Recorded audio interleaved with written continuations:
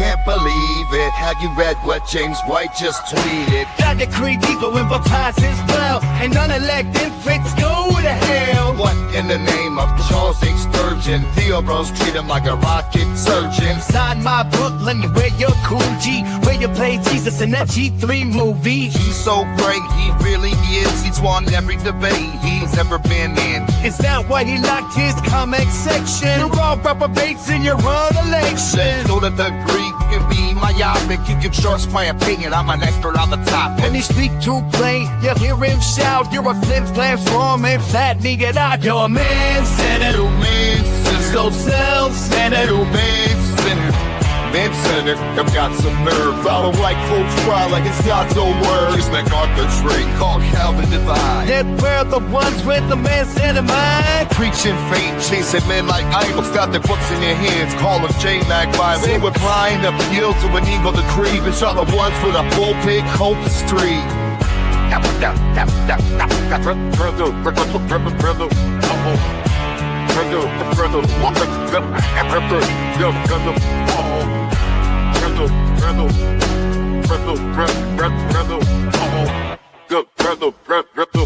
This track's too fire, I need a soda. Gotta take a sip of some RC stroller. And I got the creed, every sin in the past. Then you ain't just wrong, the atheist trash. H-Slomos isn't Paul work, walking in truth. You're calling us saints and prophets, skeptics too. What is Calvinism? Let me explain. It's an Antichrist pulpit with a slick new name. He rolled the D20 to preach with finesse, but landed in that one on exegesis. He wrote the holiness of God, so tell me how Christ was cursed and under bread somehow. Now hold up, we talking about senior, not the junior. Son crashed harder than his dad's sick humor. DUI on his way to Ashley Madsen. Gravity running deep in the gene pool again. John MacArthur stepped to the mic, preaching so hard, but the math ain't right. The church don't need no government aid unless it's your seminary getting paid. Told his church she must obey, then excommunicated Mrs. Bray. Take the mark, you'll be just fine. The scripture says, lick a fire, no rewind. Names on your Bible, put it on your shelf. Did he write it? No, he ghosted himself. Doctrine so pure, a beacon so bright. Lost is a fair, say it out of sight. A 5-year hiccups, just one mistake. So many sins, which ones to forsake? Preaching the sermon, exposing lies. Can't see the boast in the suits and ties. You're a man-centered, so self-centered, man-centered, I've got some nerve. Follow like folks cry like it's God's own word. Just like Arthur's ring called Calvin divine. And we're the ones with the man-centered mind. Preaching faith, chasing men like idols. Got their books in their hands, call them J-Mac Bible. They were blind, appeal to an evil decree. But y'all the ones with a pulpit, hope the street.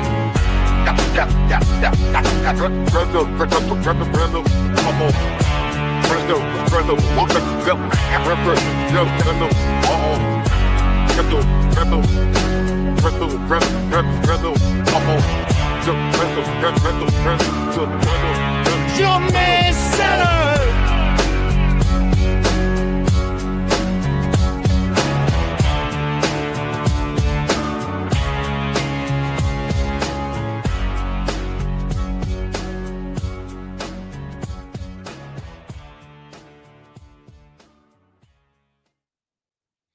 Well, hello and welcome to Idol Killer, a ministry dedicated to destroying sacred cows for the cause of Christ. I'm your host, Warren McGrew, and I'm not alone today. I'm joined by AK and Leighton Flowers, and they're both here to review this recent debate that AK had. Gentlemen, welcome to the program. Thanks for having me on. Now, AK, you just debated a man who is very well known in these sorts of circles, a theologian who has been a long defender of the doctrines of grace and Calvinism, Dr. James White. And y'all debated a topic that is near and dear to everyone here today, and that's Romans 9. Yeah, and I think it went well, but I'm glad he did it because, yeah, he brings a lot of attention. He brings a lot of eyes to the material. And I actually think he's one of the best debaters for Calvinism out there. At least somewhere near the top, and he's very used to it. And so I was glad to have the opportunity. Yeah, he's very, very experienced and been doing it for a long time. I think he said he's going on close to 190 or almost 200 debates now.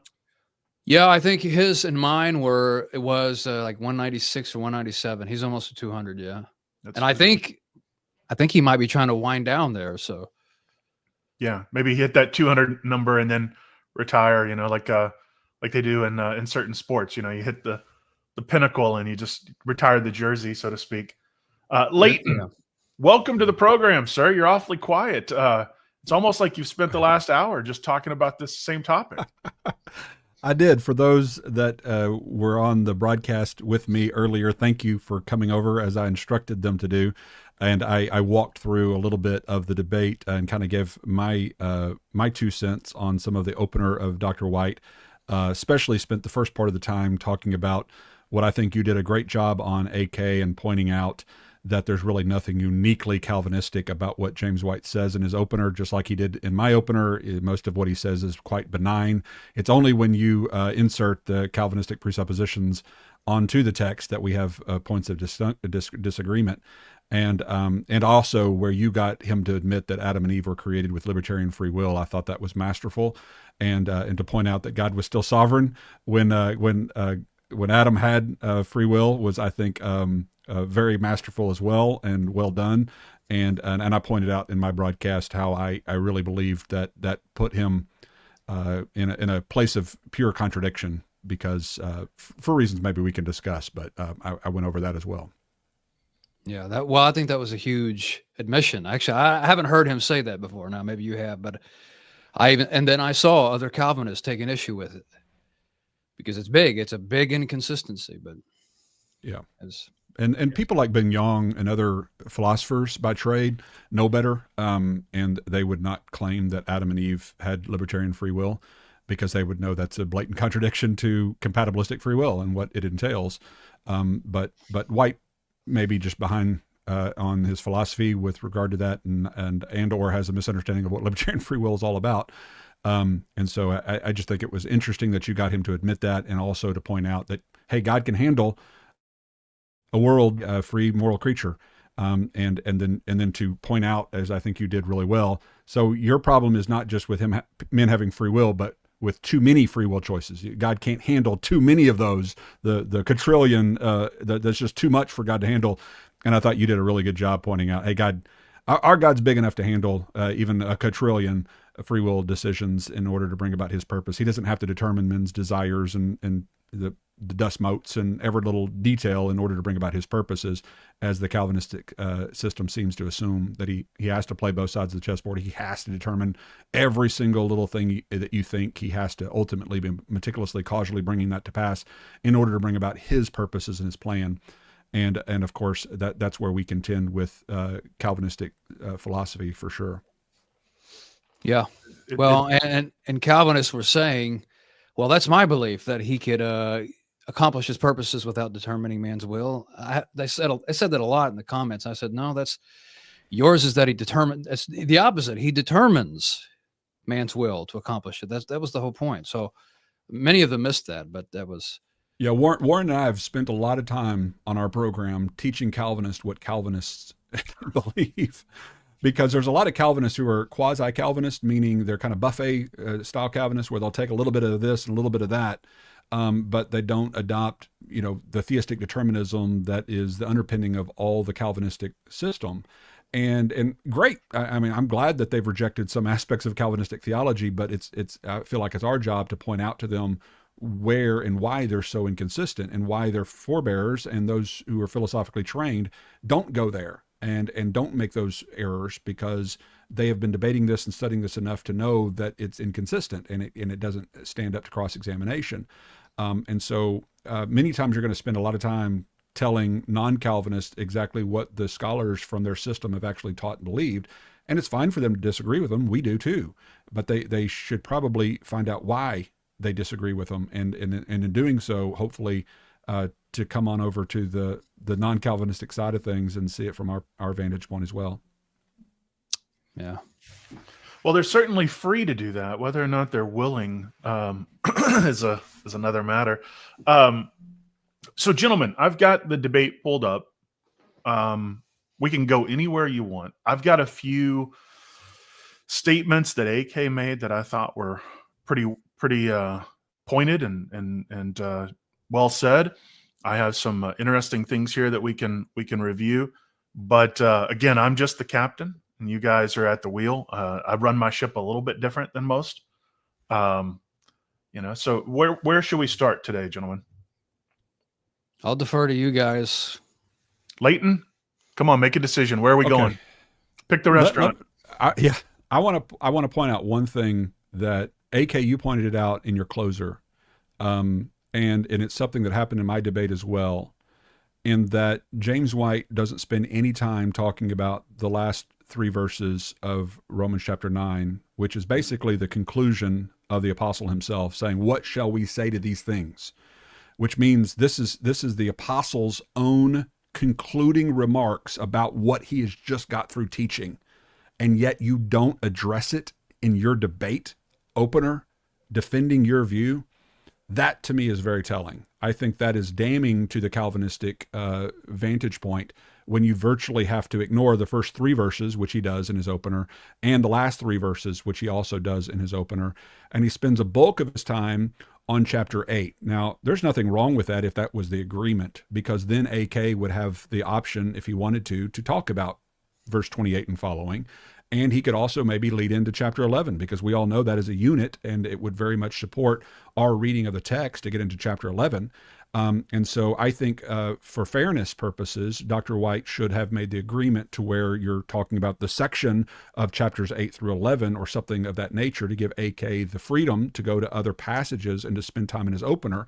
I think AK probably, being aware of my debate and how much I was raked over the coals for appealing to other passages because it was outside of Romans 9, I think AK probably, tell me if I'm wrong about this, AK, but you tried to really stick to the actual debate topic and stay in Romans 9 for that reason.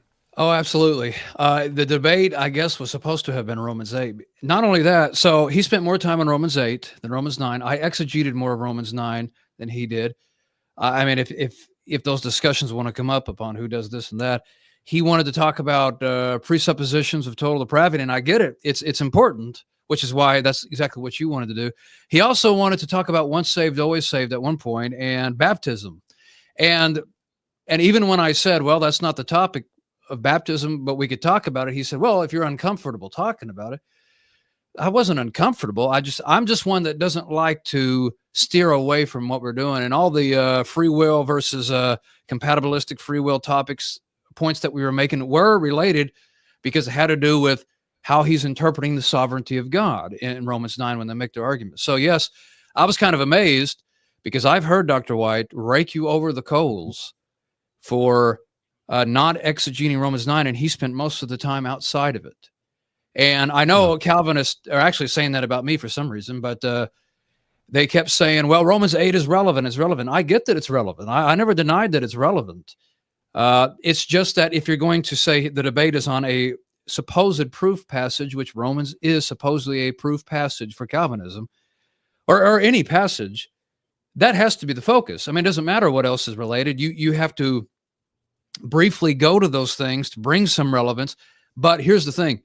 If the two parties debating a passage cannot agree on these other things and how they are related, then you can't debate those because that takes the debate away. You just have to say, we can't presuppose it. And that's what he did. He has to presuppose a total depravity of Calvinism to establish his case in Romans 9. And if you have to presuppose part of your system to establish the other parts of your system on a passage, that passage is not a proof text. Yeah, and this, people that are watching, you've got to understand why this is so significant to the discussion, whether it's in John 6, Romans 9. These are so vital because if you presuppose, in other words, if you believe before getting into the verse that everyone's born by nature unable to believe the gospel, unable to positively respond to the gospel appeal, then that will affect how you understand what John 6 and Romans 9 is talking about, greatly affect it. But you can't establish either one of those from either one of those texts, that belief. That's coming from how they do Romans 8 about the spirit and the flesh, which we can get into that, and maybe Romans 3 a little bit, but it has nothing to do with Romans 9. It's something that they're getting from another text and bringing into that chapter. And if you're wanting to debate that point, you've got to be able to hit on a presupposition if that presupposition is the basis for their exegesis of a particular chapter. And so that's why these things can get a little hairy sometimes, and people can accuse you of being off topic when in reality it is exactly the topic, because that's where it ultimately leads. Warren, as far as where you want to go, I mean, if you've got some stuff you've already kind of lined up that you want to play, feel free. I do have a couple of timestamps. Yeah, give me your first one. Things. At 58, the 58-minute and 45-second mark is the first time that's brought up about being patient with God's decree. Oh, this is a great one. I think this was a good one. As a dynamic guy, I was like, ooh, I love this, Yeah. God determines every motive, thought, and deed. So what is God having patience with except for the very things he himself decreed? He's having patience with his own decree. Now, I really hope that that's dealt with, because, by the way, it's a matter of being rational. Truth cannot be irrational. It's the same thing I do with the Trinity. When people say 1 + 1 + 1 can equal 1, and I say, yeah, that would be irrational. That's not what we believe. God is not irrational. It's 1 + 1 + 1 = 3, because God is not one in the same sense he's three. So I defend the rationality of the Trinity. So we do have to deal with it here. Okay. What is God being patient with except for the very things he himself decreed? And while we're at it, when it says, who are you, O man, to reply against God? Well, according to the understanding of Dr. White's belief system, well, I'm the man. If I'm the objector, I say, well, I'm the man you determined to reply against you. Well, that's self-defeating. So God says, who are you, O man, to reply against me? And he says, well, I'm the man that you decreed unchangeably to reply against you. And by the way, isn't that accurate? You can criticize the attitude. Oh, yeah, but that's who dare anybody say that to God? But is it accurate? Is that not the proper conclusion? But that's self-defeating. And if your logic is self-defeating, you got the wrong logic. Yeah, I think that was beautifully stated, and you point out, AK, when we hear his answer. By the way, the answer is 102:40, 102 minute and 40 seconds is where White answers. And you'll notice also later on there's some other back and forth in the cross-examination on that point as well. And you'll notice that he actually affirms what you're saying. In other words, he doesn't disaffirm. He doesn't say that's not true. He just says you don't understand, basically, or you don't get it. While affirming basically what you just said is true, because it's just a truism of the Calvinistic system that God decrees whatsoever comes to pass, which includes you talking back to God. So God decrees for you to talk back to it.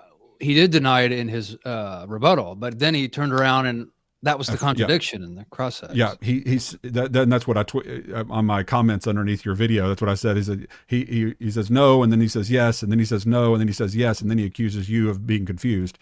And can I say why that was important? Because most of the time, I have heard people bring these up. I mean, the discussion has always included these accusations of irrationality, and there's a reason for that. But what I tend to see is them kind of brush it off and never deal with it. They'll just dismiss it and say you're not being serious or something. I mean, that's been my experience, and I'm saying no, it doesn't work that way, because we do, and James White does the same thing with the Trinity. When people make accusations of irrationality, he defends it, saying it's not irrational. We have to be consistent. You can't just brush this off every time someone says it. You have to deal with the logic. Yeah, and that was one thing in this debate too, where White noted, that he appealed to the Trinity, and this is a move that I find people with a weak defense of a position will make. Because the Trinity is itself a distinct doctrine that has to rise or fall on its own merits. You can't simply say, well, the Trinity isn't explicitly stated as the way that we formulate it in this particular chapter. Therefore, I don't have to present any sort of biblical justification for my view because the Trinity is unstated. And at several points in the debate, it seemed like he was trying to say, well, because the Trinity isn't articulated specifically the way we have it maybe at Nicaea, then therefore, I get a pass and I don't have to really defend my views as much either. And it's a weak defense. If somebody will say, well, where is that in the text? And they'll say, well, it's right there next to the Trinity. Well, these are distinct doctrines that rise or fall on their own merits. The Trinity is well reasoned, it's well argued, and it's well supported. But if somebody wants to object with that, even, that's a completely different issue. We're not talking about that. We're talking about White's view of election in Romans 9. I know, I agree with you. It's the Trinity is a attempted systemization of what is found in the text, and I think accurate. But what I was saying is, White is still going to defend it as being rational, and you have to do that here. You can't just dismiss the accusations of irrationality. Yeah, absolutely. And so I'll pull up where he goes to respond to this at that 102-minute mark. God, wanting to demonstrate his wrath and make his power known, endured with much patience vessels of wrath having been prepared for destruction. Well, was he was only being patient with his own decree? You see, this is the idea that there can't be a decree, even though the scripture speaks about it, and even though Paul says in Ephesians 1:11, he works all things after counsel of his will, but there can't be a decree because then... And real quickly, you know... Oh, disappeared. Real quickly, I clicked the wrong button. Real quickly, you'll note how he goes, well, there can't be a decree, right? But what he fails to note is the point of distinction. The Bible talks about numerous decrees, and at specific points in history. What White is begging the question for is a singular, eternal, pre-creation, meticulous, effectual decree of whatsoever comes to pass. And this is a shell game. It's saying, oh, I'm being attacked here, so I'm going to retreat. It's not quite a Mott and Bailey, but it's very similar. And this is a tactic that I've noticed that he uses a lot in his debates, where you'll raise an issue and it'll be like, oh, well, we're talking about the unity within the Godhead, and you don't have it. You're avoiding the point of contention, and you're raising a red herring. That's the term. It's a red herring. Let's stick to the topic, Dr. White. Don't raise up these red herrings.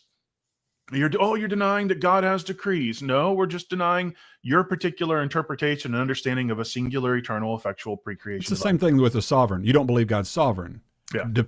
Based upon the way we define sovereignty. You don't believe God has a decree based upon the way we define decree. And if you define decree in a way that the Bible never defines it, i.e. this eternal, deterministic, precursor to all that happens, that's ultimately causal, that everything's brought to pass by his eternal decree, and we deny that, therefore we deny that God makes decrees. the way in which the Bible speaks about God's decrees as they're statements. And I think Tozer makes a really good point to say we all believe God makes decrees, but if he decrees for us to have free will, then that's his prerogative as the sovereign. He can do whatever he wants to. And don't you at least acknowledge that God has the power and the ability to create people with that kind of freedom? That would be consistent with his decree then, if that's what he determined. And Dr. White has conceded that forevermore. Yeah. He decreed. Well, he decreed for Adam and Eve to have libertarian free will, and he was sovereign in the garden. So he's got to live with that now. And one thing too here is it's not enough. Okay, if you raise an issue and you say, Warren, I disagree with your particular view, and I come in and I say, well, you believe Chicago deep dish pizza is the best pizza there was. You might actually be affirming New York style flat, thin crust. Doesn't really matter. It doesn't matter. The validity of my response to you is so off base and such a red herring that whether or not my charge against you is true or false is irrelevant to the entire point. And this is what White does. He'll try to throw up little smoke screens and distractions. And I think this is why we're seeing him take debates like this over like a topic like Romans 9, because he's able to come in and front load it with his Calvinist presuppositions such that a Calvinist audience will watch this and they won't pick up on this. And they'll watch and they'll go, oh, well, he demonstrated it. No, he just assumed it. And I think that's one of the reasons why he likes debating this rather than defending those positions that are unique to Calvinism, like total depravity. You notice he'll bring it up when he goes to Romans 9. He wants to bring it up, but he doesn't want to defend it. He wants to assume it, but he doesn't want to defend it. And so he front loads his debates with Calvinist jargon and Calvinist concepts, and then he walks away, and Calvinists go, well, that makes sense to me, but they're not really engaging in the actual points of contention. Yeah, and I've said, and it's not meant as an insult, but I think their weakest is exegetical debates and discussions. And because, see, now I want to be clear, Calvinists are highly intelligent.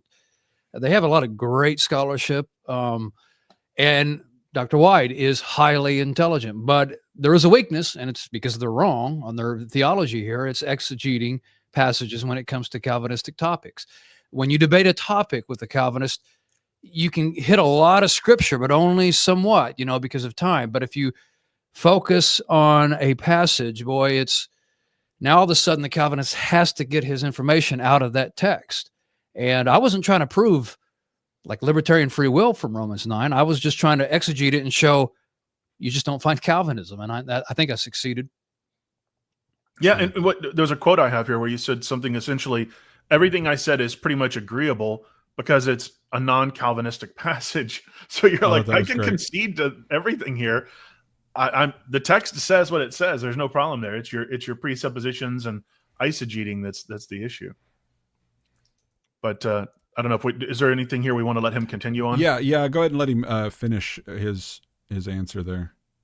God wouldn't be really being patient because you see, if you're patient with something, well, as a human being, there may not be anything you can do about it. You see, that's the difference. God's not a human being. Think of the patience that God showed with all the nations and all the peoples when he was doing what? When he was forming Israel as the means by which what? The Messiah would come into the world. Just think about all the patience that he showed. And yet, was it not God's eternal purpose that the Son would become incarnate and give his life as a sacrifice for God's people?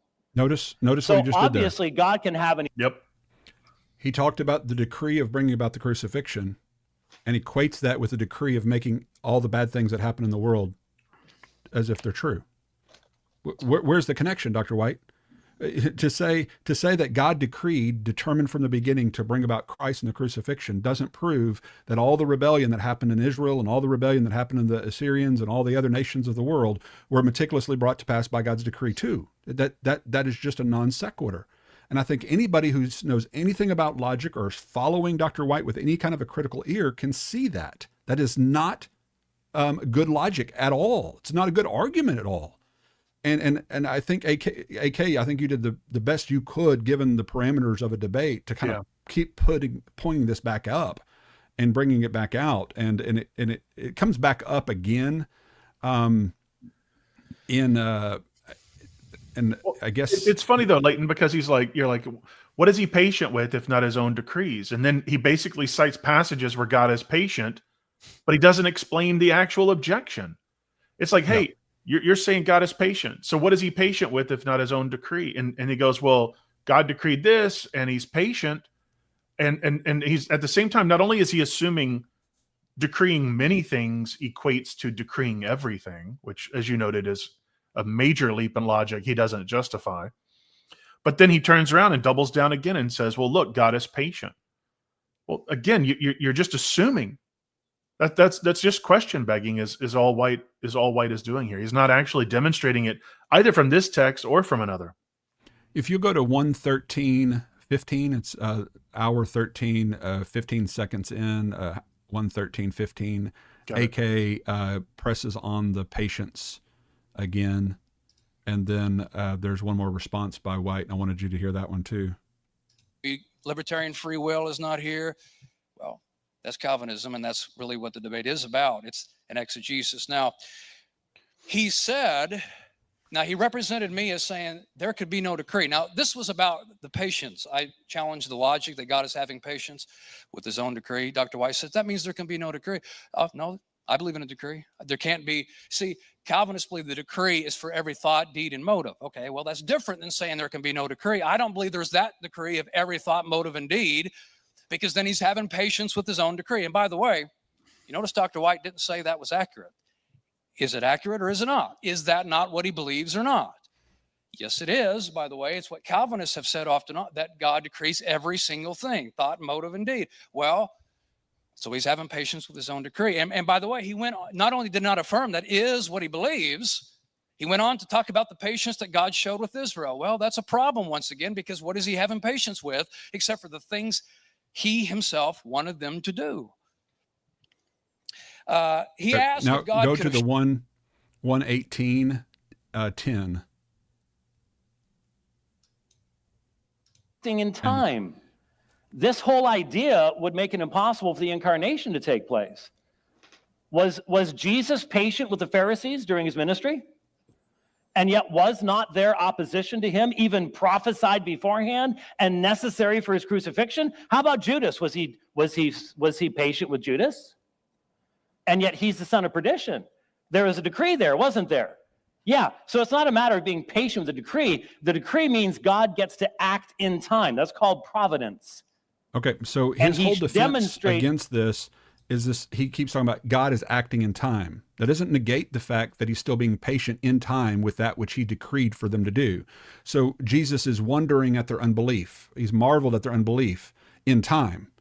But outside of time, God decreed for them to be in unbelief from birth. And so you've got God in time being patient with what he outside of time decreed for them to do. This is exactly what AK is pointing out is irrational, which Dr. White, again, seems to be thinking he's somehow answering the objection when really he's just restating the objection more clearly by saying that God, yes, is acting in time, showing patience to Judas, the person he decreed to be a bad person.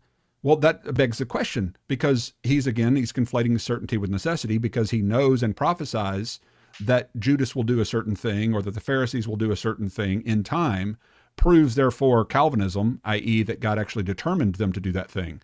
Again, that's just question begging. You're assuming your philosophy that the only reason God knows what's going to happen in time is because he's decreed it, i.e. determined it to happen. Prophecy is God on our view at least, prophecy is God telling us in the future what free moral creatures are going to do. And on his view, it's God telling us what he's determined for creatures to do. Either way, prophecy exists. So pointing to prophecy doesn't prove determinism. And that's the whole point that I think AK did a good job pushing back on. But it is true that, yes, God is being patient with his own decree on Calvinism. That's just a truism. At some of the point system. there, I don't know exactly where it is, but he makes the denial. He says, no, God is not being patient, and which is just absurd on his case. And then that's what I pressed him on the in the cross-ex. And by the way, I'll say this. I had to be, I was thoughtful on how hard I pressed Dr. White. And I'll tell you why, because like on the patience thing, I could have said, now listen, it either is patient or is not. Did he decree them or not? I mean, sometimes I like to push people really hard because it's what it's about. But I have noticed that Dr. White, when he gets pushed too hard, he will shut it down. He did that to Steve Gregg when Steve Gregg was trying to, just give me the answer. And he said, all right, no, let's not. So I really had to be careful. And listen, Dr. White was very cordial, respectful, but I did want to push, but I didn't want to get to that point where Dr. White was just shutting things down. Yeah, I think you handled it well. Yeah, I could tell. I could tell you were trying to walk that line. As someone who is no stranger to Dr. White's debate history, I was like, I could tell you wanted to go a little bit harder, but you were concerned about the pushback and how that was. And that's a difficult spot to be in. Because you're there to debate, you're there to push, you're there to probe and object and counter.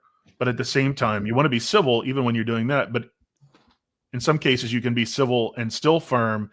And as you noted, he'll just shut it down still. Yeah, and I do believe I believe you could be civil and push and be aggressive as long as you're not being a jerk. I have done that to people, But, with White's influence with the people and the crowd, if he starts saying, no, let's not do this, let's do something different, I know that it's just going to be problematic. And so that's unfortunate because it wouldn't come from any ill will on my part. It's just a matter of, it's just what I don't mind if people push me, and I don't mind if they're aggressive. I mean, I'm okay with it. But sometimes White gets aggravated. Well, we can see an example of what you're talking about in the cross-examination. This kind of put a period on the point of patience with the decree at 132:44. 132:44. It's the cross-examination, and I think it's the last section where patience with the decree is kind of back and forth between you two. And like I said, we put a period on that part of the discussion. King, we will start your 10 minutes. Okay. Well, I'm going to start with kind of one of the last few things you said. Well, I don't know how it was last or not, but you said in response to my questions, Dr. White, about God having patience with his own decree, you said, no, God is not having patience with his own decree. So my question is, the evil deeds that either Pharaoh or Israel is doing, did he not decree those things? Yes, he did. So then how is he not having patience with his own decree? Because his decree includes providence in his actions in time. So Jesus entered into time. He ministered for 33 years. God demonstrated patience toward the people who abused his son during his ministry. So there's a vast difference between eternity and in time. God's decree determines the shape of that time, but it doesn't change the reality that God has the intention of demonstrating his power and wrath, demonstrating his mercy, and he does that in time. So I think you have a fundamental problem in confusing something that is eternal to God that we don't know, though his Bible, this word reveals it, and how that plays out in time itself. It's something Christians have always struggled with, time and eternity, but yeah. Well, I mean, I'd agree with most of that, but it seems odd to me, though. You did say just now that, yes, those things, their evil deeds, are his decree. Yes, he's in eternity. But so if those things are his decree, as you affirmed, and those are the things that does the text not say that he is having patience with those things? Well, again, give you an example. Acts chapter 4 says that God's purpose and decree determined beforehand that Jesus would be turned over to Herod, Pontius Pilate, the Romans, and the Jews. And so obviously God had been patient in allowing Herod to do all the crazy things that Herod did so that Herod could fulfill his part of the purpose. Same thing with Pilate, very different than Herod. He's just restating his belief. The Roman soldiers. Yep. God had been patient with all of them. Why? So that God could demonstrate his wrath and to make his power known and to then demonstrate his mercy. So, well, you're speaking about God's purpose in having patience, but still, yeah, the question is, you affirm that the things they're doing are the things that he decreed. So my question is, are those the things that he's having patience with according to the text?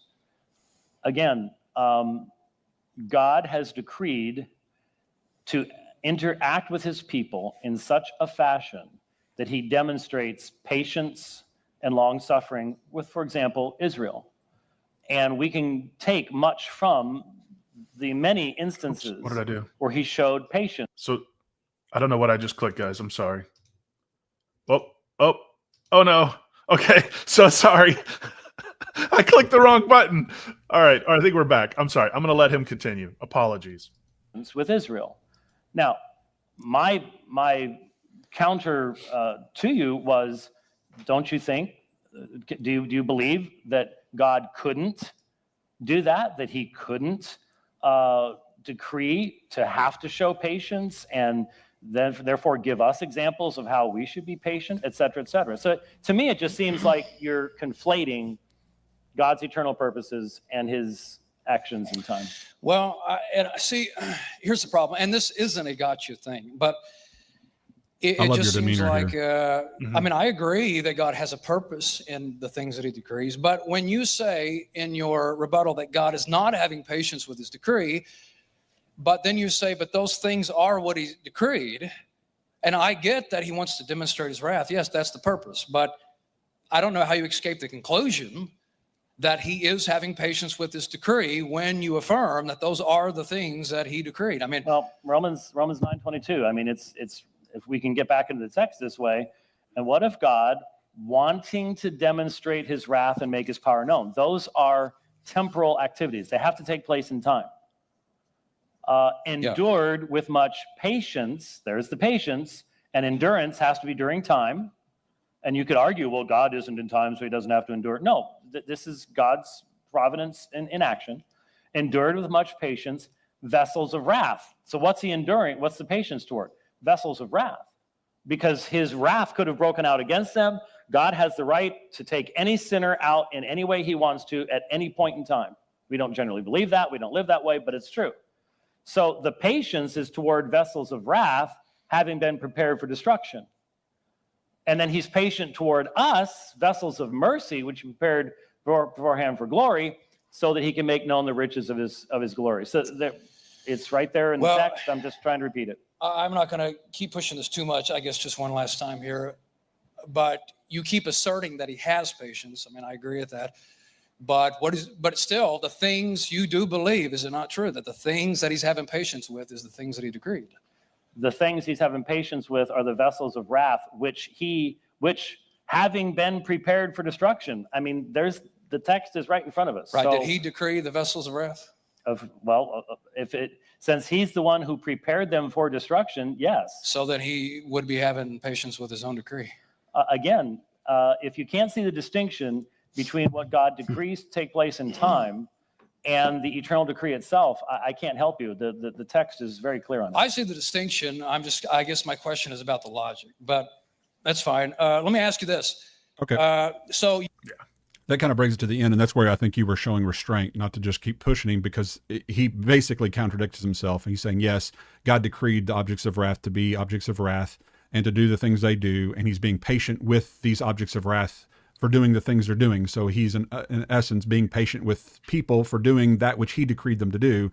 And that's nonsensical. And we all know it's nonsensical. For people, ultimately, it's like a puppet master being patient with his puppets. It doesn't make any sense. It's like me programming, avatars on my world to do all of these bad, evil things, and then sitting back and being patient with them and showing frustration as if I'm upset with them and calling them to change and being, acting as if in time, when it's all playing out, acting as if I'm really upset about it, when really I'm the one behind the scenes programming all their actions and their decisions. We all know that's nonsensical. We all know that's silly. We all know that's irrational. It's like an author reading his own book, his own novel, and the villain, boy, he just keeps sweating. Man, I hate this guy, and just keeps agonizing over what the villain in his story is doing. But, and the reason it's important, it is a Romans 9 issue, is because if the logic behind their exegesis is irrational, then they got the wrong exegesis. And we have to be consistent, because you cannot affirm something to be true if there is irrationality behind it. It's just simply the case. Yeah, a simple look at the definition, it says patience, and this I think is the clear intent of the passages that you were raising, is steadfast despite opposition or adversity. To be patient with these vessels, they're going against you. They're actually rebelling. They're being sinful. They're opposing your will, and yet in Dr. White's view, God decreed every bit of that. It's just another form of obedience. He's getting exactly what he wanted, how he wanted, when he wanted it. It would be like if I come in and I say, we're not eating dinner until 6:00. And then at 4:00, I'm complaining because I'm hungry, and I could cook dinner anytime I want. But, I'm being so patient with my own decree. I'm the problem in that instance. I'm free to change and do whatever I want. But it doesn't seem to make much sense in James's viewpoint here.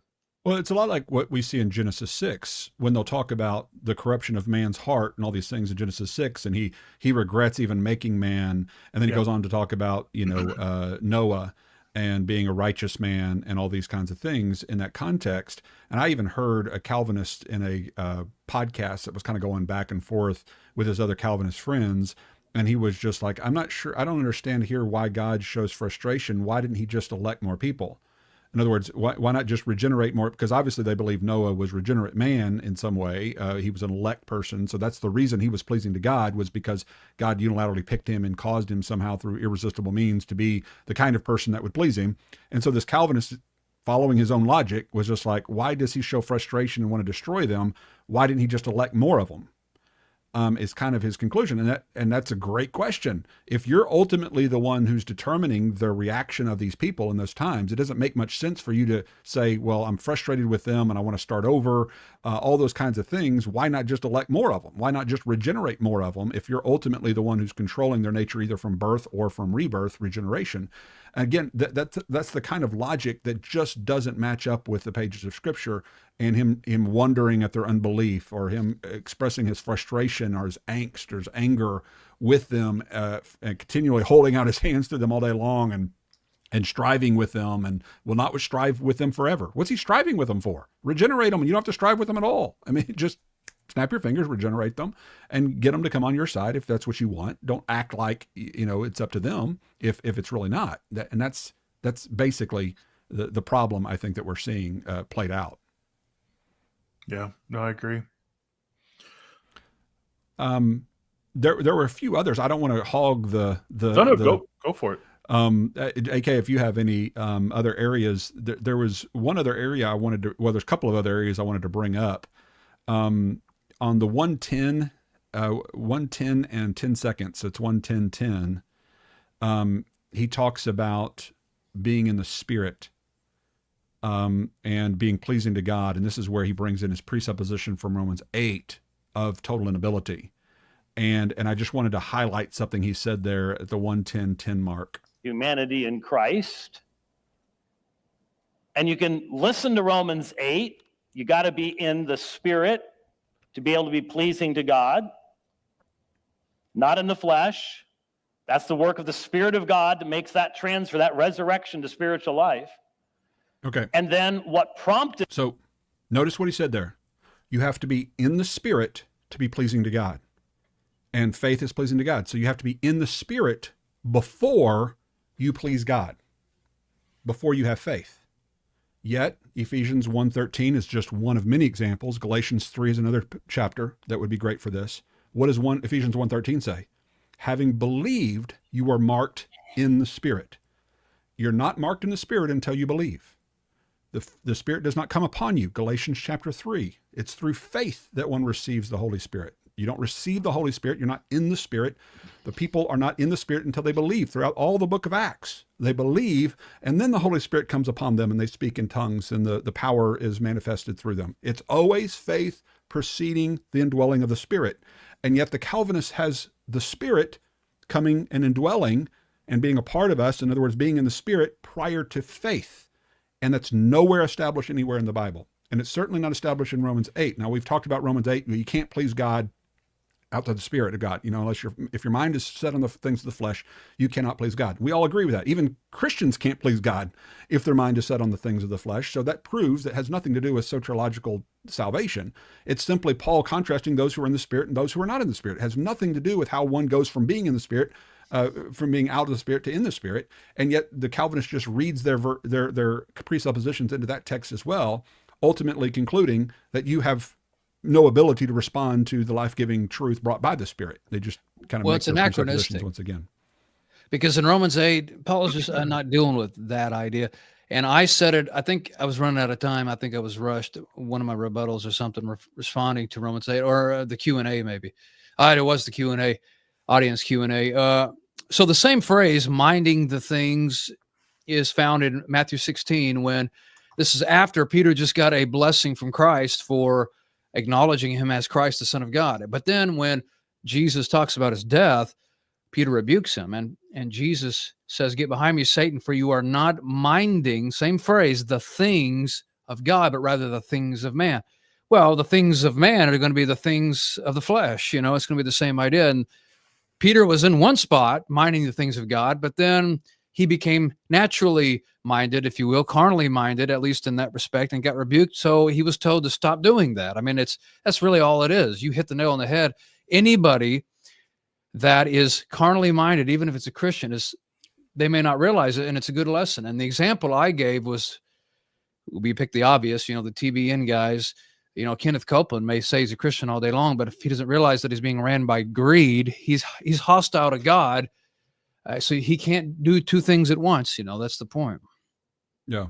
And I think you handled that one well, but it's interesting that he'll bring a Calvinistic conclusion from another text as a presupposition to establish his interpretation of another text. And that's not the topic of the debate. And this is one of the things that I got in trouble with in John 6, Romans 9 debate. With both of those, I'm trying to confront those presuppositions that are established from other texts other than the one we're debating, because he's basing his interpretation of the text in question on those other presuppositions from translations from other texts. And you have to call him on that. It's not exegesis when you do it. That's the thing, Leighton. He can do it, and he told us he was going to be exegeting the text. It had nothing to do with Calvinism, but he's able to do that. But if you do it to demonstrate that he's presupposing erroneously, well, then you're eisegeting. And so, that's the real mistake you made, was you did not just concede the point. And I was amazed because on the dividing line before the night before, he said, well, I've heard AK's 2 debates on this, and I pretty much know what this is going to be. He's going to say, this is going to be a debate on presuppositions. And I thought, well, wait a minute. I thought you've been raking flowers over the coals for making this about presuppositions. And that's exactly what he did. He spent a lot of time in Romans 8 and Romans 3. I can't remember if it was 1, but and I just want to emphasize, because it's been like dozens of Calvinists saying this. Well, these things are relevant. Yes, I get that they're relevant. Nobody's saying they're not relevant. The issue is the format of a debate over a passage means you cannot spend time on other passages that are related if you disagree on them, because then it becomes a debate. So I went and I gave a summary of chapters 8, Romans 1 through 8 in my opening, by stating things we agree on, because that's the proper thing to do. Because if I start going into things that he would disagree with me on, like if I started arguing with libertarian free will from the first 8 chapters, I've just shifted the debate to a different topic. So you can't rely on presupposed parts of your system that are themselves debated, like the predestination of Romans 8. Well, we debate what that means between Calvinists, or the carnal mind, spiritual mind, we debate. So you can't rely on those and say, well, if he understood these, say, well, let's debate those, because we can't debate them now. That's my whole point. Well, and it showed a lot of integrity, I think, on your part as a debater to, one, recognize that and abstain from the temptation to do that. I was really impressed with you for withstanding that, because especially when you see your opponents start doing that, it's easy to return, like for like. But and that's where I probably made the mistake looking back on some of those, because what I did is I went after those presuppositions and tried to prove how they're wrong by appealing to other texts to show how those presuppositions are false. And then I'm accused of being off topic because I'm attacking the presupposition he's basing his entire exegesis on. Whereas you, I think, very wisely just said, well, that doesn't have anything to do with this particular topic. So we can, and you kept mentioning, well, we can take time to go through all of those things, but that's a different debate. And I thought that was wise of you, because if you had done like I do and try to attack those presuppositions, you would have spent your time there and then just been accused of being off topic. And yeah, if you had been debating White yesterday and he was more than willing to do that, that would have been great. The two of you going on a very relevant topic. But even to the point of baptism and once saved, always saved, which I'm happy to talk about. I'm happy to disagree and agree. He brings us, and then he rakes me over the coals for bringing up, the Romans and the John 6 thing about the reprobate Rob stuff, about, whether they could have done otherwise, and whether they're born that way and stuff like that. Oh, that's totally off topic. I can't, and even appeals to the moderator. How dare he even go off topic to talk about these things? And yet he's talking about something about, whether you believe in baptism and where you want to go with baptism, and the whole issue of once saved, always saved, and all these other topics that have nothing to do with what's in Romans 9. It would have been interesting if you had turned to the moderator and said, "Moderator, are we going to allow him to take this off topic?" I think it was a bit of a dog whistle to his audience that might object to AK's church or something along those lines, to say, well, look, you don't agree with him over here, so therefore you have to agree with me on this. And it seemed to be saying, let's ignore the point of contention. Let's debate. Let's forget the merits of the actual point of the debate. He's wrong on these issues. And you notice the way that he phrased it when you said, well, that's really not the debate. And he said, well, if you're uncomfortable. Exactly. It was all about framing. See, one of the things that I love and hate about Dr. White is he is a master rhetorician, and he knows how to manipulate his audience very well. So he's going to bring up the debate. In the debate, he's going to bring up things that aren't relevant, and then he's going to present it like you're uncomfortable, and then sell it as a weakness on your part, when you're being respectful and saying, that's really not the point of the debate. Let's stay on the topic. I'd be happy to do that. We could discuss it another time. We could have another debate on it. But it's a way for him to rally his audience to his side and view you as the bad man. Well, I believe that is what it is, because I saw him speaking there the night before, because they went live, and he said, well, AK never mentioned baptism in his Romans 9 debate. Well, there's a reason for that.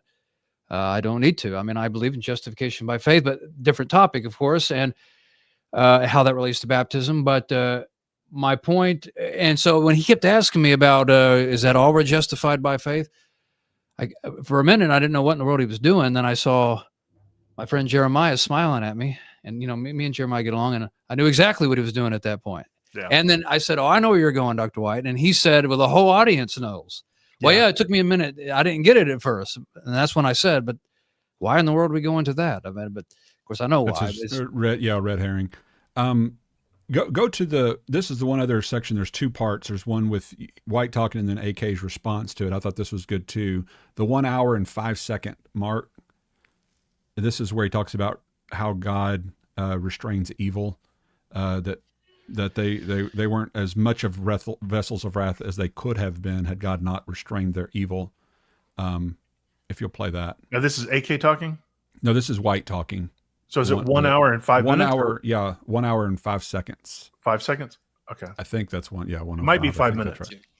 Oh yeah, you might be right. 105 might be 1 hour and 5 minute mark. Yeah, sorry. You're good. But you know what? They weren't as much vessels of wrath as they could have been. Ever thought about that?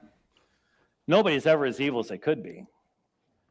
If God was not restraining evil, if God was not limiting man's free will on this earth right now, you could not walk outside the front door of your house. He just affirmed free will.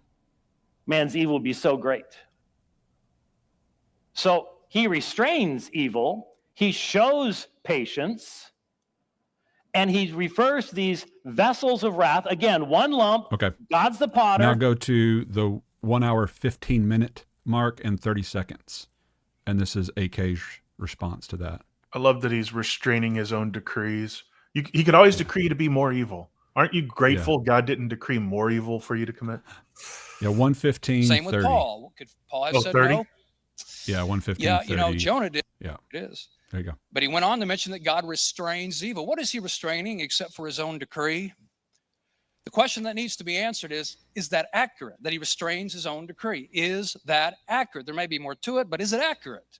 Because it's self-defeating. And if it's self-defeating, I'm here to tell you, self-defeating logic is an indicator that you're wrong. Okay. So Now, that again, that's the same kind of arguments of the earlier discussion that we were having about, about restraining your own decree.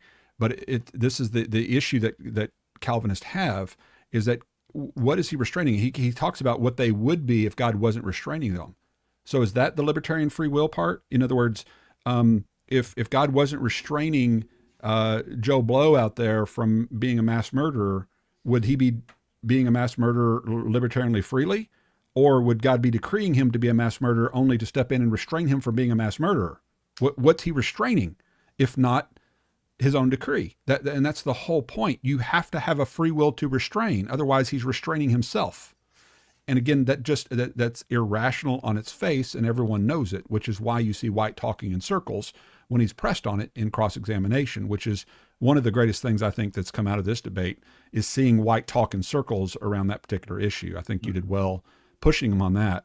And it's also really interesting, and kind of maybe getting ahead of myself, but you'll notice, AK, I don't know if you put the two together, but at the end, he starts talking about how you talk about how God overthrowing, and you ask him about how do you define overthrow, and he just says, with all these millions of bajillions, free will choices, and you have to have God overthrowing.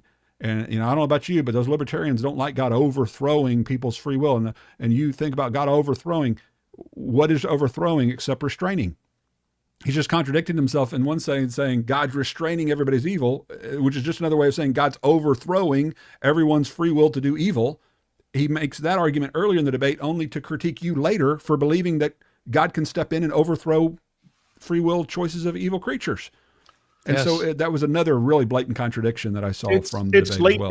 Leighton, it's a classic move that White makes, and he argues from what's expedient, not what is logically coherent. So whatever, and I think argue.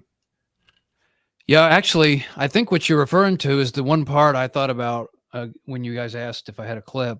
I think that is the one thing I was interested in, was the beginning of my second cross-examination. I mean, Leighton might not be done with what he's got there, but I think that's that part, if I'm not mistaken. So we can go there whenever later. Yeah, and that leads right into it. Jonathan Pritchett, he gave you a super chat there. Yeah, thank you for that, Jonathan. I'll read it. There were a gajillion choices prior to the deadlines for Leighton's assignments, and even though he has libertarian free will, I still managed to accomplish my purposes of him turning them in on time. Easy. Thank you. Yeah, that was funny too. Now that the word was bajillion, and I couldn't tell. I'm still not quite sure if what Dr. White was really taking issue or if he was just joking. But I think that was yeah, silly. I mean, I assumed he was joking, but actually it was funny because I heard that bajillion remark from Todd Freewill, which is a Calvinist. Oh, that's funny. Well, I think the way you handled it was fine. Well, I've heard it before, so there, and it did communicate the point. Well, we can get into that. Go to the 1:40:35 mark. So a minute 40, the 1 hour 40 minute and 35 second mark, and this gets into the libertarian free will and Adam. Let me ask it this way. Concerning the passage, it does say it depends on him who wills, or it does not, rather, it does not depend on him who wills or him who runs. So here's my question. Do you believe God has the freedom, since he is the one who wills, since it is up to him, does he have the freedom to give man the responsibility to believe? Man has the responsibility to believe. Okay, do you believe that if God purposes to design man with libertarian free will, as we call it, and then given the responsibility to believe, can he do that if he wants? Yeah, it didn't last long. That was called Adam. Okay, so then if so, he did create Adam with libertarian free will. So then you would concede.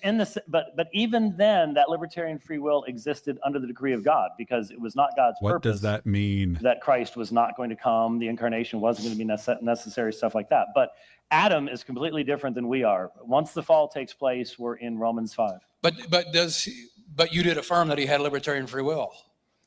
Yes, as Okay. a creature. Right, In other words, he did not have a As fallen opposed to nature. what? Right. So when God created Adam, here's a man who Well, he was an Autobot, but there you go. had libertarian free creature. will. Was God still sovereign when you had a man who had libertarian free will?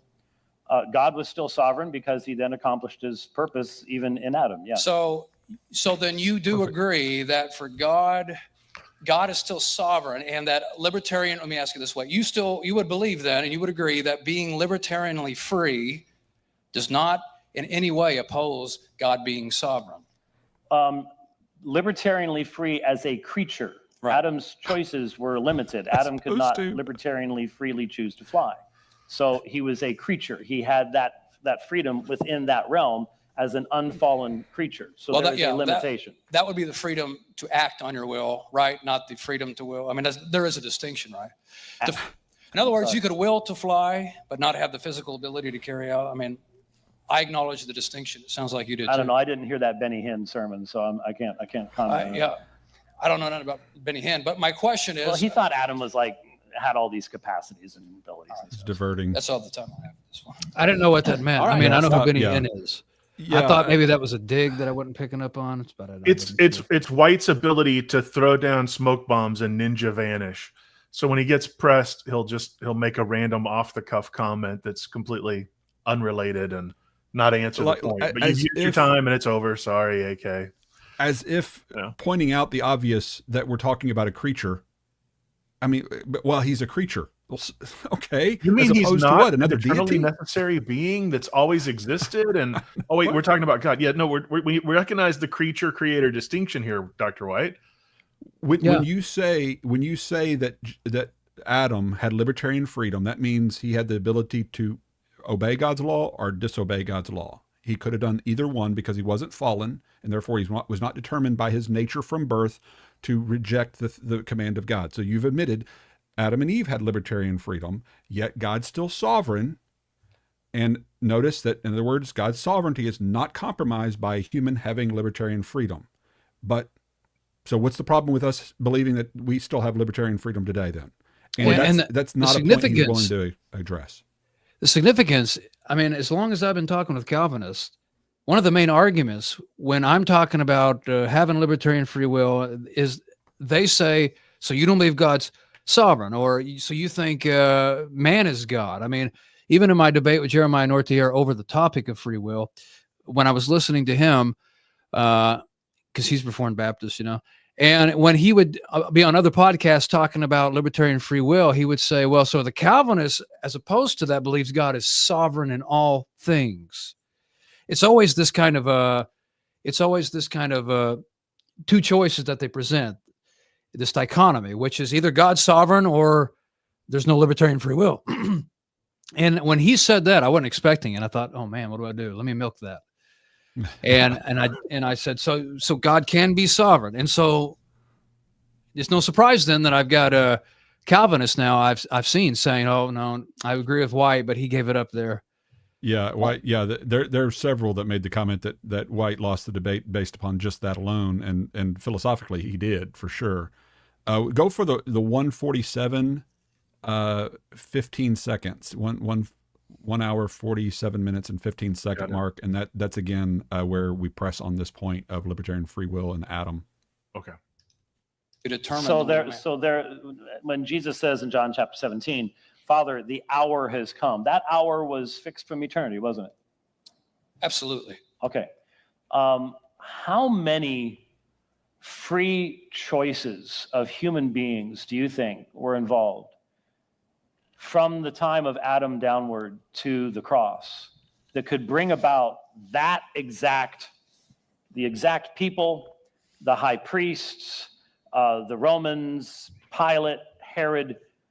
I can't imagine hundreds of millions and literally billions of free choices, and yet their result was fixed.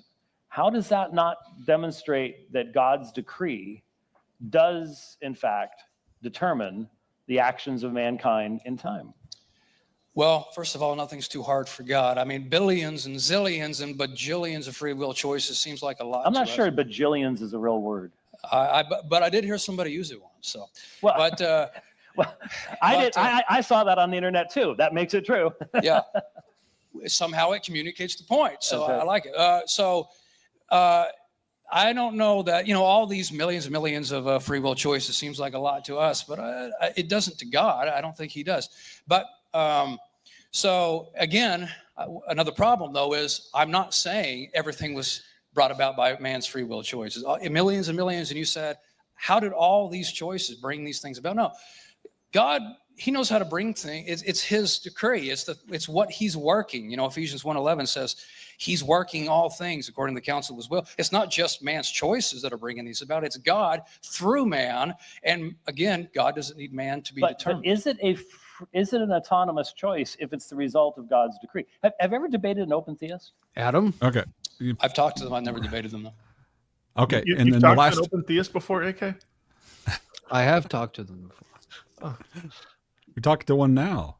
Warren. Leighton, you have an announcement? Warren is more of a dynamic. I wouldn't put you in the open theist category because you have a much more nuanced than the open guys that I know of. But anyway, before we go past that, go to the 156. I'm guessing I might have 1 hour 56 and the 46 second. 156:46, I guess. Got it. And that's the last section. Well, so you're saying briefly. What's that? Briefly. Yeah, briefly, as you understand it. But so then you believe that with one choice God can do it, but there's a point where if there's so many, God kind of, you're not quite sure how. No, I'm just simply saying that eventually it's one thing to say, well, in this instance, because this is what a lot of people have said to me was, there are instances where God has to overthrow man's free will to accomplish his purposes. And I'm just simply pointing out that in any Old Testament prophecy, any of the messianic prophecies to be fulfilled would require God to overthrow so many free will actions on man's part that to continue to affirm free will just becomes an empty charade. How do you define notice what he just said there? Notice the contradiction. For God to overthrow so many of these free will choices, that yet earlier he said we're not as great as vessels of wrath as we could be. God is restraining so much of our evil that we would be doing. In other words, on his view, he says God is restraining all of these free moral evil choices, and yet then he gets onto AK for believing that in order for God to accomplish his purpose, that he's got to overthrow all these evil choices. Do you see, again, blatant contradiction talking out of both sides of his mouth, even in this one debate? Yeah, Yeah. absolutely. It's an obvious contradiction, but it's not one that he seems either aware of or willing to admit and try and come up with some other explanation for or rethink. Yeah, It's one. it's an Go inconsistent ahead. system. Calvinism is inconsistent, and as smart as they are, I mean, it's theology, it's not intellect. And the Adam thing is extremely inconsistent because if God decrees unchangeably all things, well, it has to include Adam, and if it does, and if it includes Adam, who has libertarian free will, then now you're getting not into Calvinism, you're getting into non-Calvinism because God is working His will through all things to whatever purpose he wants with all things, using, and the illustration I gave, with the chessboard, which is not unique to me, but Magnus Carlsen is arguably the greatest chess player in the world, or maybe even history. And, he doesn't determine the moves. And if he did determine the moves on the other side of the chessboard, well, we wouldn't think of him as that great. Yeah. Cheater. Yeah. Yeah. Well, the point you brought up, AK, is you actually have in James White's view, God decreed for Adam to have libertarian free will, and so here you've got James actually conceding, oh yeah, there's a singular decree, and that decree was for Adam to have libertarian free will, and so then whenever he says that it changed post fall, he's going to argue that it's too big for God or it's too convoluted, but again, you'll note. There's no biblical argument for this. He's not going, well, Romans 9 says this or some other passage even. It's just simply an assertion a la White. It's just this is what he believes, and he's just going to tell you, and you need to take it. And that's his argument. It's just an opinion, and he wins because it's his. Yeah. This is where I think it's applicable what Jonathan Pritchett was in the side chat earlier. He'd said, free will is not a superpower.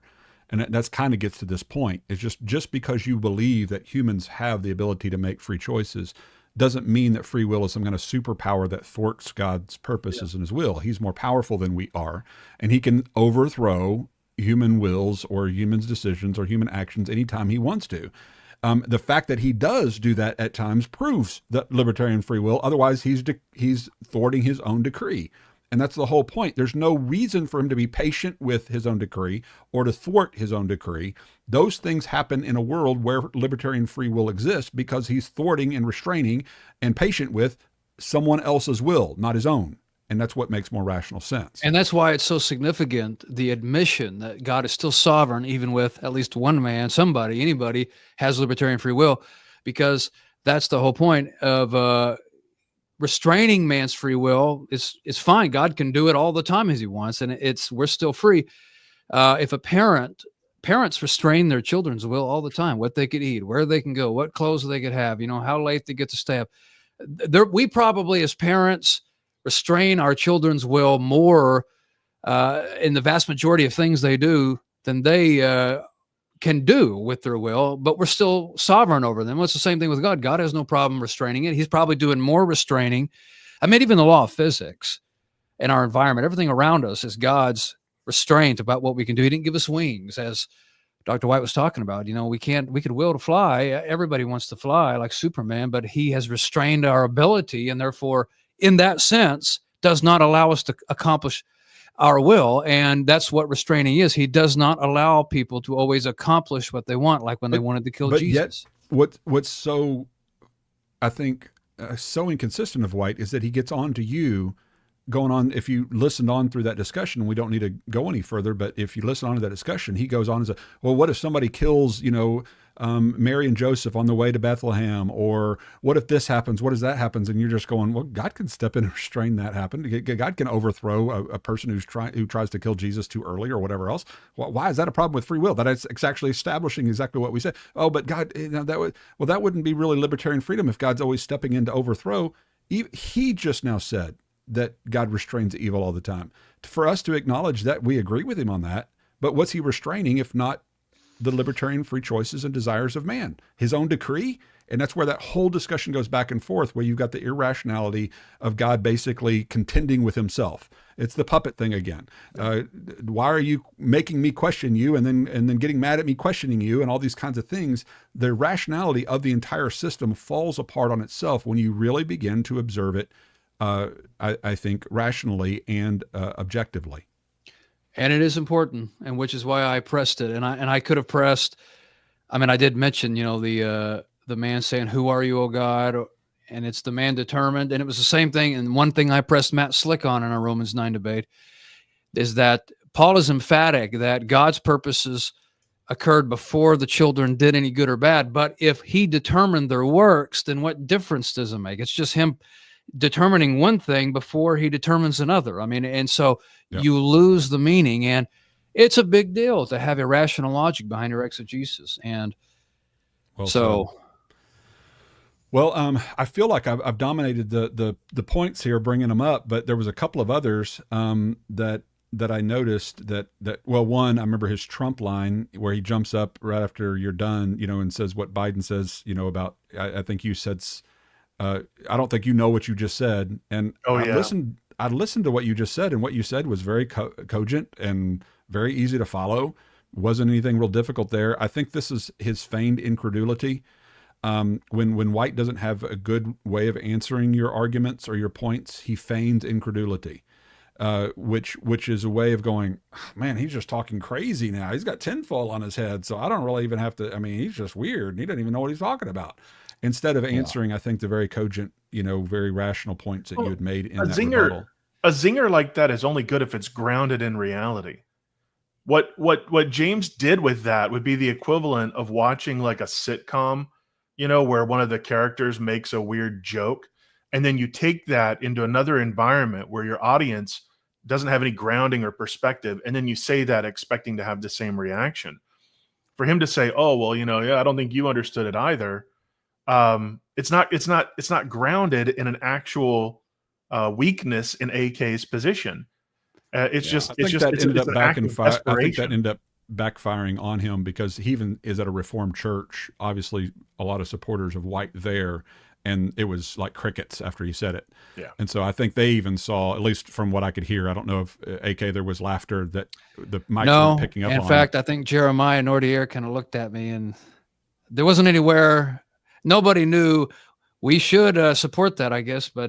And if he had at least said, I don't know what in the world you just said, well, I suppose that could have landed something. But then when he added it's like, well, that's cheap, but everybody recognizes that as cheap. I mean, I wouldn't have been offended anyway. I mean, merely because I don't care, and because I knew it wouldn't land. But it did not land. No, it did not. It did not land, and it was cheesy. I mean, at least if you're going to go for a dig, I mean, it needs to be at least somewhat clever. But I mean, I know that I talk fast. I mean, I get that. Sometimes I talk so fast I stumble over my words, but. People understood me, whether they agreed with me or not. I mean, that's what people said. I understood you. So I don't think it didn't work. That's why I didn't respond to it later. Well, and I think that's why it didn't land, because like with the Biden thing, he was talking, nonsense. And so when Trump said that, it was funny because it seemed obvious to everybody watching. I don't think he knows where he is right now. Whereas I didn't have that feeling at all. After you got finished with your rebuttal, it very, like I said, very cogent. You followed exactly with what you were saying, and to follow that up with that kind of comment was not only cheap, but just didn't land because it just wasn't true. But the other thing I wanted to bring up, and I don't have a timestamp for this. Well, I do, but we don't need to listen to it, I don't think. Is it something that came up repeatedly, referring back to chapter 8 and the whole concept of the called. And this is a big thing with Paul, as Paul often refers to as the called in more of like a naming thing. He calls them the called out ones, which is distinctly Pauline. And so to refer to somebody as called, meaning they're named as the called out ones, and they're either referred to that because God has caused them to positively respond to his calling, or because they freely respond positively to his calling. He refers to them as the called. Either way. We don't know, based upon his reference to them being called the called out ones, is which one of those two is true. You can't just assume it's the Calvinistic irresistible calling. You have to establish that.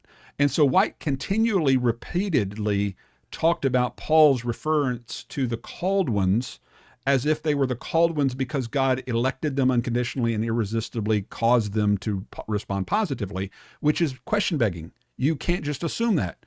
Whereas we believe he's calling them the called out ones because they responded positively to the call. Period. Yeah. And so you can't just assume you're reading upon the word called. Well, so when he was questioning me on that, I wasn't quite sure what he was asking me, to be honest with you. And then I was listening to it later on that part. And I would have probably adapted my answers a little because I do believe sinners, because he asked me, are the vessels of dishonor called? Well, I do believe they're called by the gospel and they have rejected it. But Right. I wasn't quite sure what he was asking me. I mean, I almost thought he was trying to get at something with double predestination. So that was just on me, I guess, that I wasn't getting it, at the time. Well, so. it's the assumption. It's like if you went to a pastor's conference, and matter of fact, there was a pastor's conference I oversaw years ago. It was called out the called ones, the called out ones. And it was referring to pastors, and they were calling, you are the called, you are the ones called, this. Does there in any way infer by calling pastors called out ones? Does that infer that there are some people out there who may have been called to ministry who actually ran away from the calling and rejected the calling to be a pastor? Of course not. Everybody agrees. Just because you call pastors called out or the called out ones doesn't any way infer that there are not some people who were also called who rejected the calling. In other words, just calling somebody or naming somebody the called out ones doesn't prove Calvinism or even non-Calvinism for that matter. It doesn't prove either one. It's benign in that sense. And I think that's the assumption of the Calvinists to say, oh, that must be the effectual sovereign call. Okay, how do you know that? Where does the passage say that? Right. But the truth is that many are called, few are chosen, and they're not chosen because they don't come to God on his terms. They're not made righteous through faith. They try to do it some other way, like the Jews were trying to do. They're trying to be righteous their own. And so at one point he did mention, the two calls. Well, I believe there's a gospel call, and there may be the sense of the call in which God wants you to do a particular thing or something. But I do not believe, of course, I'm not a Calvinist. I don't believe in this mysterious supernatural work of the Spirit in the heart kind of thing. I believe the Spirit works in the heart, but it's not this mysterious thing. It's him working through the gospel and influencing men's heart. So, but I wasn't quite sure, honest, at that point. I was kind of lost at what he was asking me. That's easy to do because you have to read between the lines and know what he's assuming when he says certain things. And that could be hard to do sometimes. Pretty much all he did in this debate was just assume Calvinist precepts, appeal to verses outside of Romans 9, beg the question, and condescend from time to time. And then when AK would point out logical contradictions, James would just avoid, ignore, obfuscate, smoke bomb, and just time and time and time again. It was a frustrating debate to witness for that reason, because you're just going, well, James, just offer some sort of cogent response to this. I'm not a Calvinist any longer, and I could think of non-contradictory ways where I might argue this, but James just, he dropped the ball, I think, big time in this. And I think AK's kind, restrained demeanor here served him very well, because it allowed the logic of his cross-examination to really drive home, as opposed to having too much personality or ego. You reminded me a lot of Stephen Gregg, AK, in the way your demeanor and the way you would kind of think through stuff and say things back to him, which is a great compliment, by the way, if you don't know Steve Gregg. But your debate style seemed very much in line with Steve's, and conversational. And I wish I was better at that. I'm more of a Baptist preacher type, and so I'm not very good with just conversational debate, but I think you did a really good job with that. Yeah. Well, I appreciate that. And actually, I was saying earlier that listening to Steve Gregg and James White debate, Steve Gregg, it kind of went off the rails because Steve was trying to finally just get him to answer some things and was pressing him. And White said, all right, let's just not do this. Let's do something else. And then White didn't. White would not do that anymore. So I was just trying to... That's what happened in my John 6 too. When I really tried to press down on the inability concepts with the reprobate stuff, and he immediately wants to call it quits. And I got to ask, if I can, because I don't know all the history between you and White. I learned about you from listening to White primarily. I think I told you that. He talked about you for years. I didn't know who you were.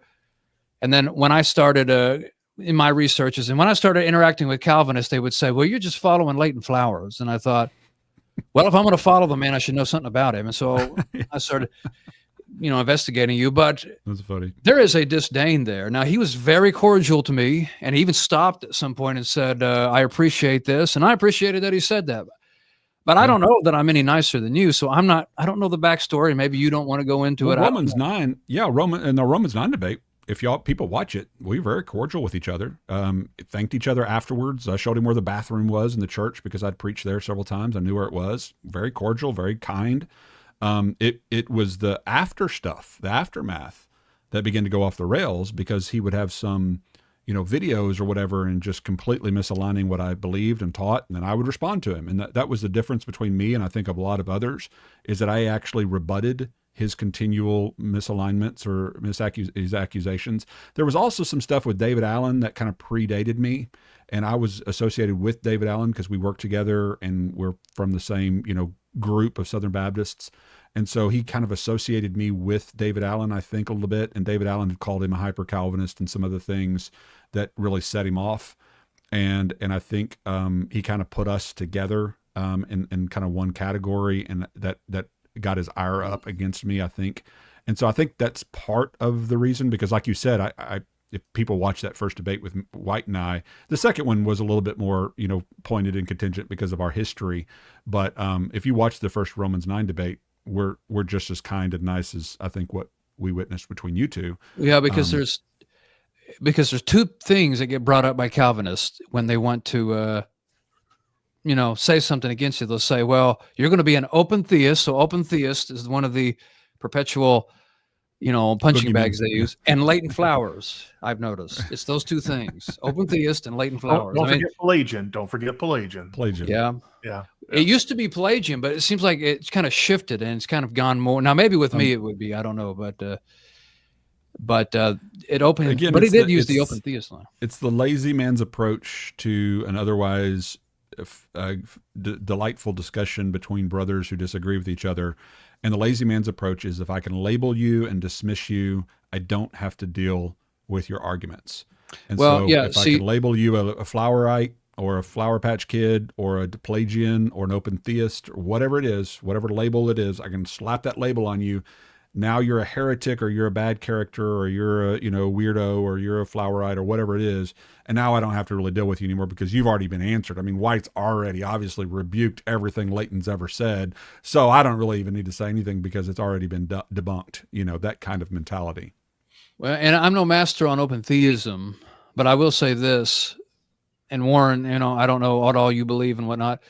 I'm not really all that bothered by open theism. Now, do I agree with it? No, but I would much rather be saying, well, God doesn't know this or can't know it and still is able to be a master of everything, rather than say God is the author of sin by implication anyway. Mm-hmm. I would still prefer open theism because it's character versus one's ability, skill or knowledge, Right. And I've made the same argument. Tim Stratton made the same argument as well. Go ahead, Warren. Go ahead. Just real quickly, I believe God knows the future exhaustively and perfectly. It's just not eternally settled. So he knows it's a realm of actual possibilities, and he can actualize whatever he wants. So I think of him as the potter at his wheel, actively working to bring about what he wants. He knows what he wants, and he's responding in real time. So that's the distinction. So I hold the dynamic omniscience. I'm not a open theist who says God doesn't know the future. Okay. I say he knows it perfectly in an epistemic sense. Which sounds similar to some degree, not fully, to some of what Molinists will talk about with middle knowledge.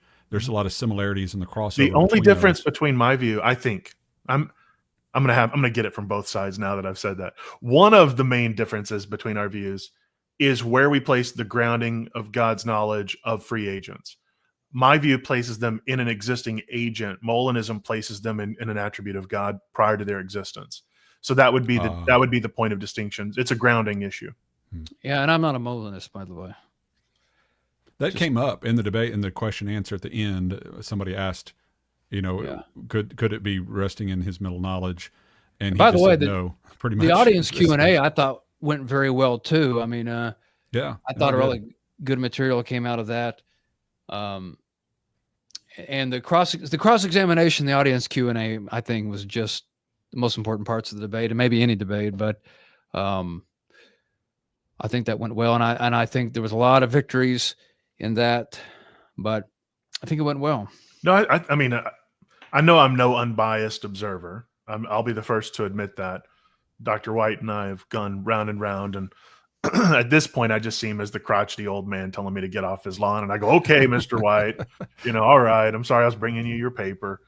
So I don't have too much ego or investment in it, but I think you did very, very well, and I think not only did you do well in pointing out the contradictions of his own claims, sticking to the actual point of the debate, and demonstrating that it doesn't teach the unique distinctives of Calvinism. So I think on every point where you needed to succeed, AK, I think you did. And I think that the inverse is true for White. I think he brought his presuppositions to bear. I think that he question begged. I think he avoided. He either dismissed or pretended that contradictions didn't exist. And then he affirmed libertarian free will as being cohesive and compatible with God's decree. God decreed Adam to have free will. Okay, well, libertarianly free. So there were some major, wins, I would say, as far as your debate there, and major losses for White. It's one that I probably will go back and watch again, just to kind of chew on it a little bit. Yeah, and at the end, appropriately, I was able to say something about the practicality of, because it came up in the audience Q&A, and people, if you believe God determines everything, you can't change anything.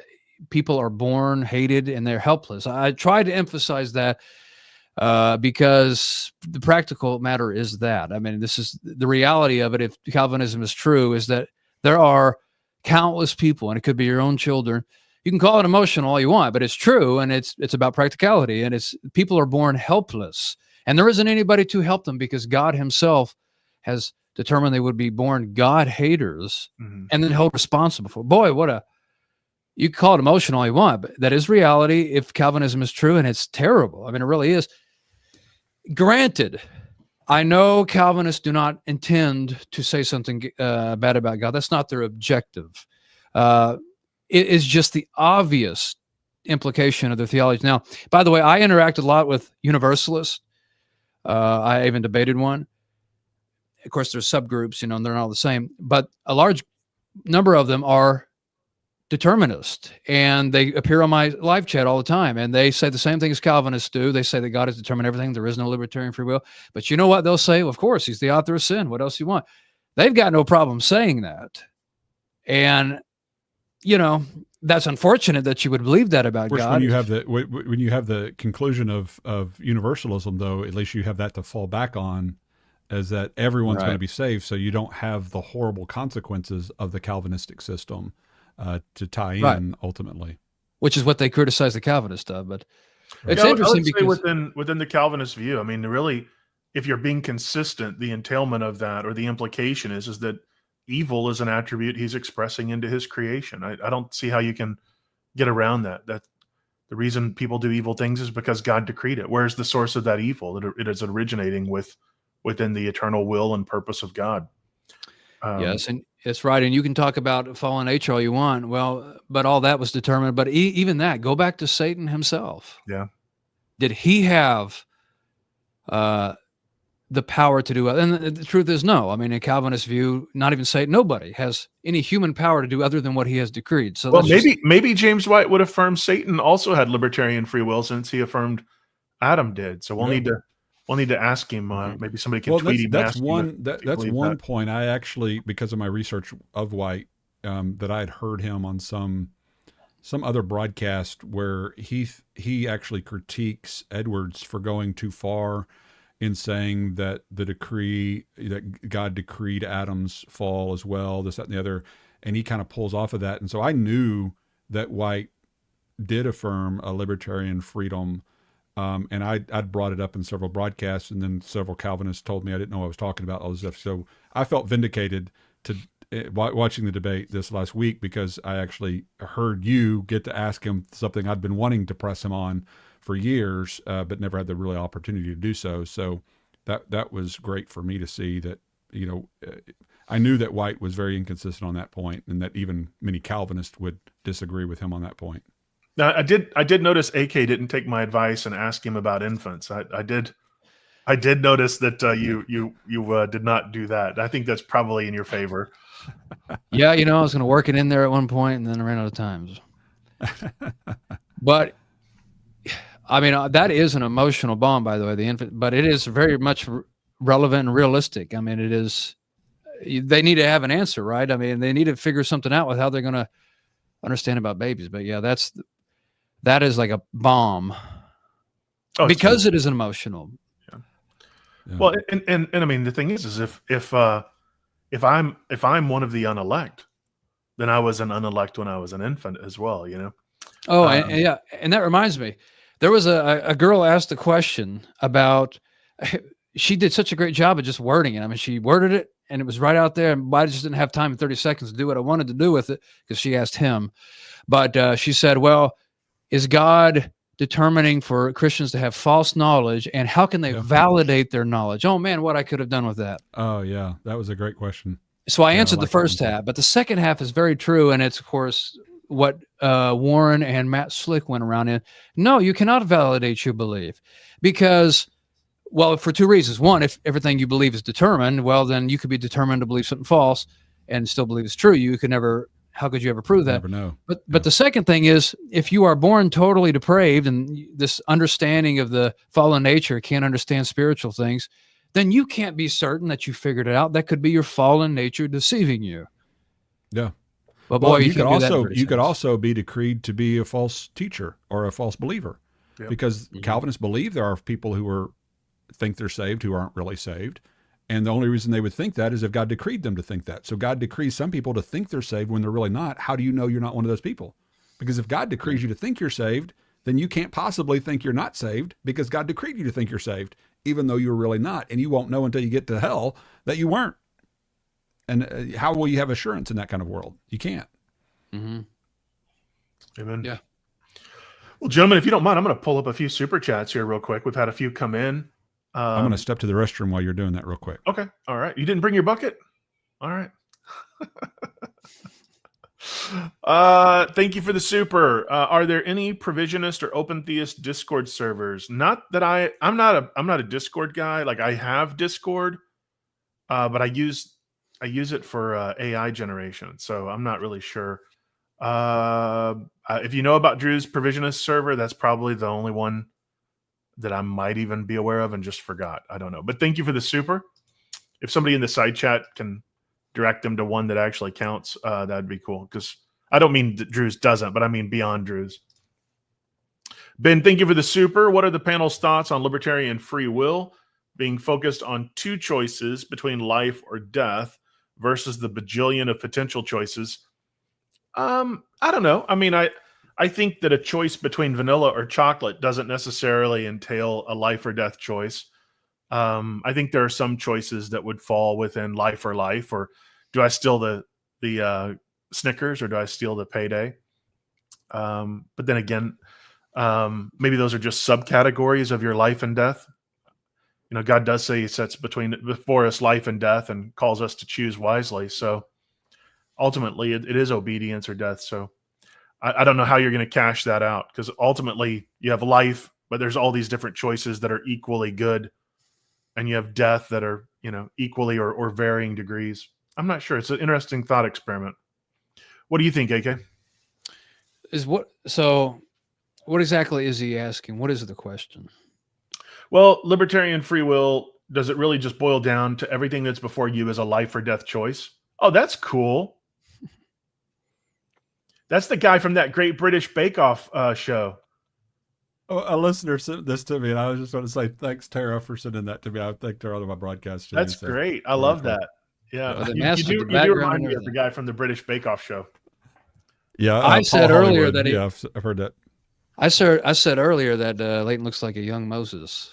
Yep. And you look like a young Abraham Lincoln. So That I've heard that. I was hoping they'd say Wolverine or somebody Taft or something. Judge Rightly sent a super. Thank you for that. He says, can God determine something like the incarnation or the cross and use, or God can do these things and uses men working against him to bring his plan about? James thinks God is impotent if he has not direct control of literally everything. Yeah, I mean, you've used the police sting analogy before, Leighton, where the cops aren't causing these criminals to engage in criminal activity. They just know that's what they want to do. And so they're using it to accomplish. Yeah, and you can't, every single time this debate happens, White does the same error, makes the same error. Look, God brought to pass the crucifixion. Therefore, God determines everything. Okay. Just because the police bring about a sting operation doesn't mean the police determine all the crimes or cause all the crimes. The police know who the criminals are. They know how to use and manipulate them to bring about a particular sting operation. That's just an example of human beings that can pull this off. How much more so could God, who knows all things, be able to pull off what he does in order to bring about his particular purpose of redemption for the world? It's not a hard thing to answer. And there's nothing that flows from the argument that because God predetermines one thing, therefore he must predetermine everything that exists in that given world. And so I don't know how many times we have to point that out, but apparently he hadn't got the memo yet. Well, that's exactly what he's doing. Is he's with Pharaoh. Pharaoh does not want to release Israel, and this came up, and this is the issue. God is using his unwillingness, and he's provoking him to want to. Everything God is doing is using what's in here in Pharaoh's heart against him: pride. The very fact that God, an unknown God to Pharaoh, gives a command to release Israel, that makes him Pharaoh puff up his chest, and then to release his labor force, that makes Pharaoh enraged. And then when God overpowers him, and then when he releases his boot from his neck, that stirs up his pride because he just got humiliated, and he digs his heel in a little more.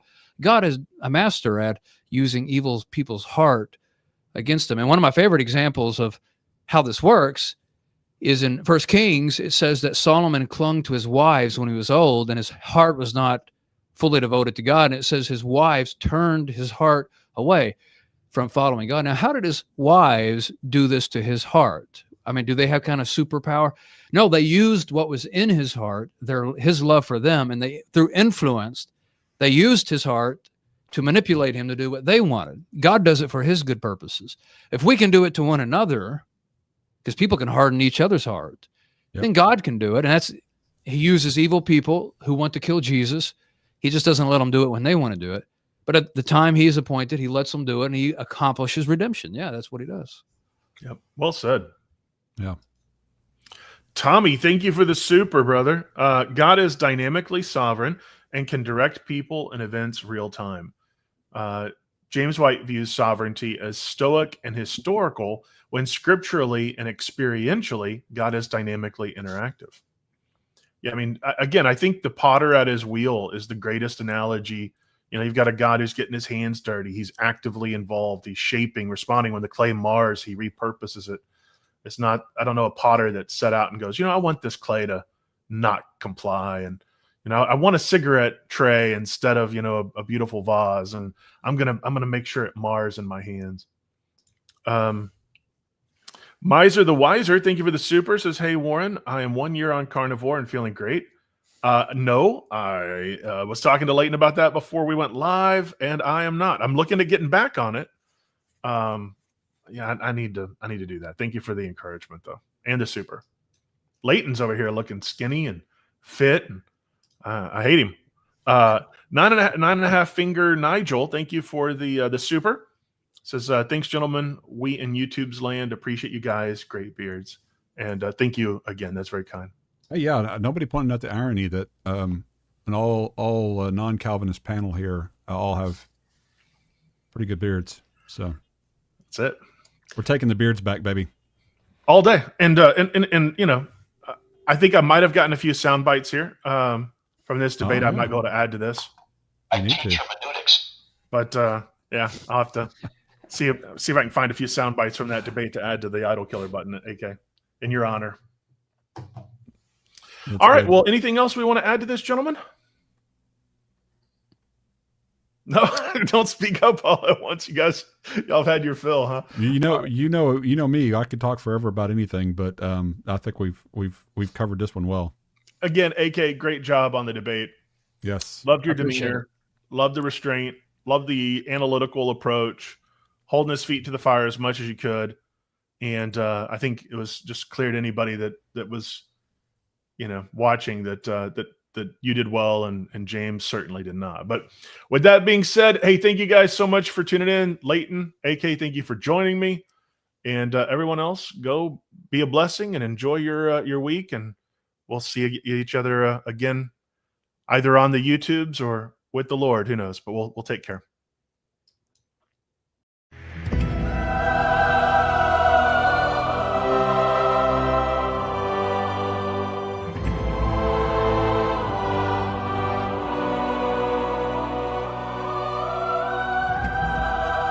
Putting on Christ is not one among many jobs a Christian has to do, and it is not a sort of special exercise for the top class. It is the whole of Christianity. Christianity offers nothing else at all. C.S. Lewis.